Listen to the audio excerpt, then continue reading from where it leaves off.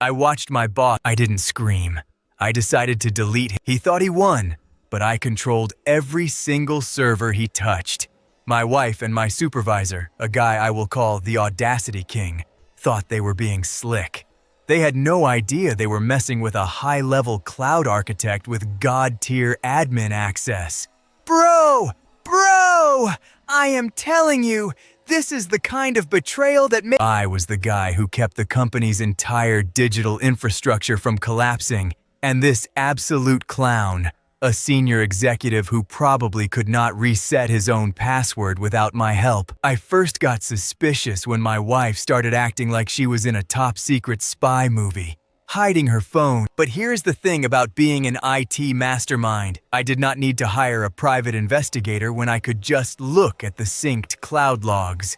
I saw the messages. I saw the photos. I saw the Audacity King tagging her in locations while I was supposedly grinding on a project he specifically assigned me to keep me out of the house. It was a slap in the face with a digital glove. Most people would go for the instant confrontation, but that is amateur hour. Our guy here? He's a professional. I realized I was sitting on a mountain of administrative privileges, and I had the power to see everything he had ever typed on a company device. Why settle for a messy breakup when you can orchestrate The game was on, and I was about to play it on a level he could not even comprehend. I closed the video feed, took a long sip of coffee, and started opening the terminal windows that would eventually end him. Now, if you or I found out our spouse was stepping out with our boss, we'd be screaming, throwing. But our narrator? This man is a different breed of cold. See? He's a high-level IT admin and cloud architect, which in the corporate world basically means he's a digital god. He has the admin keys to every server, every deleted folder, and every private message on the company's Exchange server. So instead of a messy confrontation that would just end in a loud argument, he decided to become a ghost. A digital, vengeful ghost haunting every single corner of the Audacity King's professional life. For the next 6 months, 6 whole months, guys, can you imagine the willpower? Our OP lived a double life. By day, he's sitting in meetings with this manager, nodding along, maybe even talking about server migrations while the Audacity King sits there, acting like his best friend. But by night, he's running SQL queries that would make a forensic investigator blush. He wasn't just looking for more evidence of the affair, though he found plenty of that, including some very NSFW emails that were definitely not about the quarterly projections. No, he was hunting for something bigger. He was watching the server logs like a hawk, tracking every digital footprint the Audacity King left behind. You have to understand the level of chill this requires. Imagine watching the man who's sleeping with your wife brag about it in hidden folders while you're literally providing technical support for his laptop. Bro, I would have accidentally dropped his computer in a wood chipper, but our guy was playing the longest game in history. He was building a web, waiting for this dude to trip over his own ego. And the Audacity King was more than happy to oblige, because let's be real, guys like this always think they're too smart to get caught. What he didn't realize was that every time he logged into his corporate account to book a business hotel or buy client gifts that were actually for OP's wife, a tiny line of code was recording his every move. The trap was being set, and the digital noose was getting tighter every single day. He spent months just watching, waiting for the one mistake that would turn a relationship drama into a career homicide. Now, most guys would have stopped. You get the photos, you get the texts, you go to court. But our guy, he is a total IT wizard. He has got administrative access to every single server in that building. And while he was digital stalking the Audacity King to see where they were meeting up, he noticed something weird in the expense reports.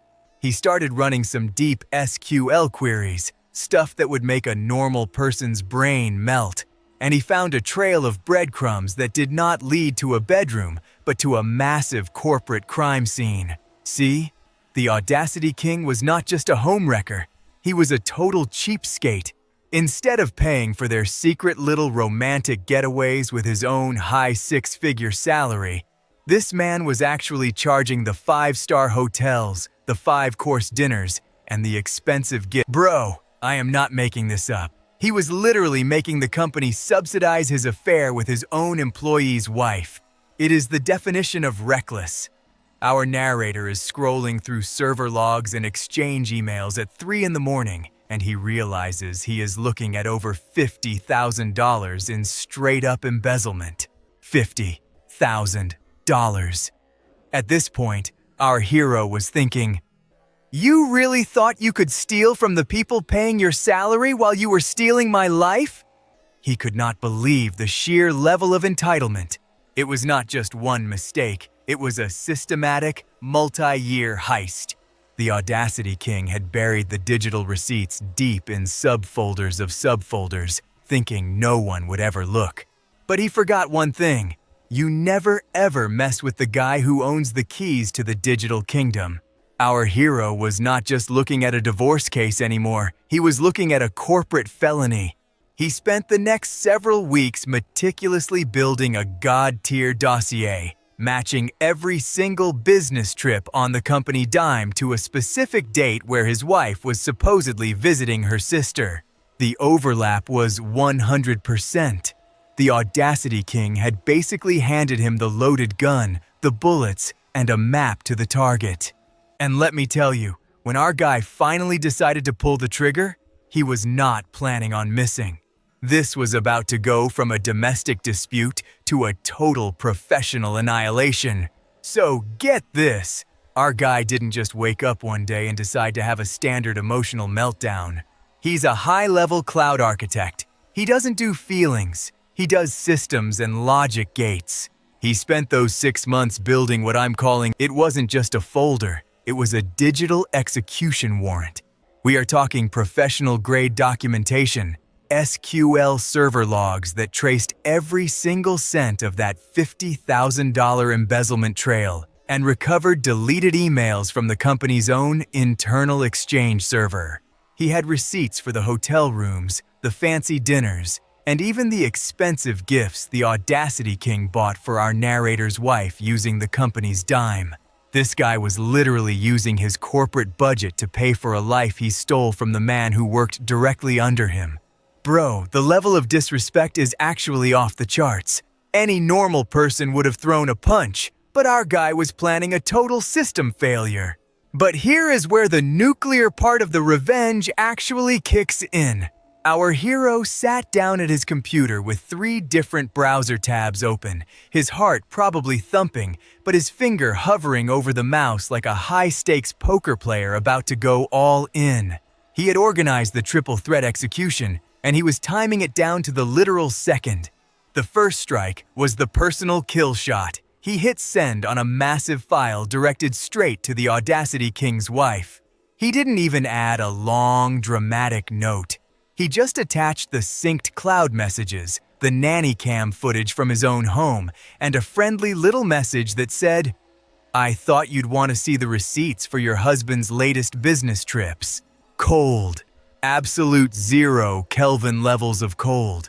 Can you imagine opening your email and watching your entire marriage go up in digital smoke? But the most shocking, the second strike, was the career ender. He hit send on a massive, perfectly formatted report delivered directly to the company's HR and legal departments. Now look, he didn't focus on the cheating, because let's be honest, in the corporate world, they only care about the bottom line. He focused on the crimes. He laid out the embezzlement and the misuse of company assets so clearly that a third grader could have seen the fraud. This wasn't just a whistleblower report. It was a for-cause termination delivered on a silver platter. He was making sure that high six-figure salary and all those precious, unvested stock options were going to vanish before the lunch break even started. Then came the third and final strike, the IRS whistleblower report. If there is one thing you don't do in this life, it's commit financial fraud and then forget to tell Uncle Sam about the extra income. He was basically handing the government a treasure map that led straight to the Audacity King's bank records. Our guy hit send on all 3 of these life-ruining payloads at the exact same moment he knew a process server was walking into the building to hand the Audacity King his own divorce papers. It was a digital tactical strike of the highest order. By the time our narrator closed his laptop and took a sip of his own coffee, he had effectively deleted a man's entire social, professional, and financial existence from the server. Bro. You have to understand, the fallout wasn't just a bad week for this guy. It was a total professional and personal extinction event. The Audacity King didn't just get fired. He got the full legendary walk of shame. I'm talking security on both sides, a cardboard box that wasn't even half full, and the entire office watching in because it was a for-cause termination. Thanks to that beautiful $50,000 embezzlement trail I'd gift-wrapped for the HR and legal departments, he didn't see a single red cent of severance. This guy was pulling in a cool $250,000 a year, plus stock options that were literally just months away from vesting. Poof, gone, those options. Under review and basically worthless. In our industry, being labeled a security risk who steals from the till, he wasn't just fired, he was blacklisted from every major player in the sector. And then the tax man arrived. You never ever mess with the IRS. When I filed that whistleblower report, I knew they'd be the ones to really twist the knife and finish what I started. Since he'd used company accounts to fund his little secret trysts, hotels, and high-end gifts, the government they came for him with a level of clinical aggression that was honestly scary to watch from the sidelines. Between the back taxes, the massive penalties, and the legal fees he had to shell out just to stay out of a jumpsuit, his bank accounts were looking like a total desert. But the absolute best part? The double divorce. He went home that day, bag packed, ego crushed, career in ashes, only to find his wife had already moved all his expensive designer suits to the curb. And because his wife and I had been comparing notes for weeks, she had everything she needed to prove in court that he was squandering their shared marital assets on his affair. She took him for every penny that the IRS didn't grab first. My own divorce from C was handled with surgical precision. I didn't want her money, I just wanted her gone. And since she was now hitched to a guy with no job, no reputation, and a literal criminal investigation over his head, she realized she'd traded a gold mine for a total garbage fire.